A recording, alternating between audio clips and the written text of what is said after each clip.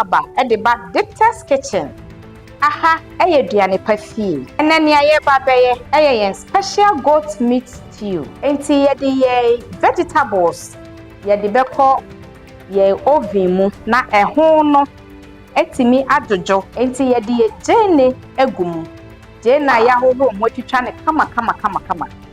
Ye de carrots eso ebeka ho. Ye de tomatoes so ebeka ho. Ye de yakakadro so begu so. Ye de garlic so ebeka ho. Ye de beetroot so beka ho. Ye didi nyina na ye pre apomuden. Eye kama ebema wo stew no so ani aye fe. Ye de bell pepper ebeka ho. We ye green bell pepper. Ena we so ye red bell pepper. Ye de anwa kakra so ebegugu so. Afe ye de nhya ye ovenim. Enti abusuafo baby ayedu ye ba be yam. Yen jene yakakadro. Ene yen garlic. Enu na wo blender em. Afe ye de natural spice ebeka ho. We ye wisa ena bay leaf. Ye de spice we so beka ho. Coriander seed. We ye star anise seed. Ye de kakra beka ho. We ye anise seed enketen. Ye de anon so beka ho.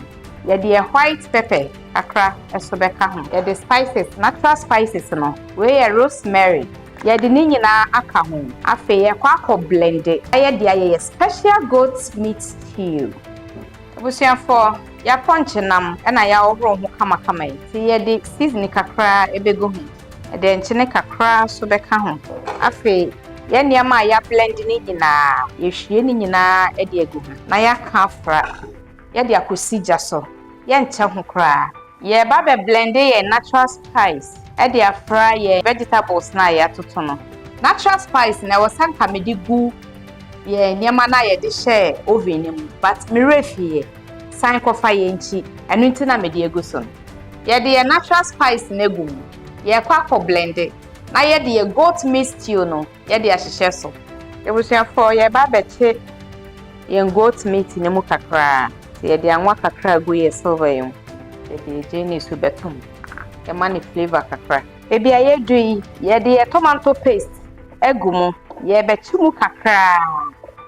Ansa na ye de ye tomato na ya blended ye de ni nyina aka ho. Yen goat meat stew and I ready. Abin. Eduane ya fono. Ye de meko kakra so atutum. Ye ope meko no na waposa de afra. Ye de enam ni nyina so atutum kama. Aha ye Dicta's kitchen. Eduane pa fie.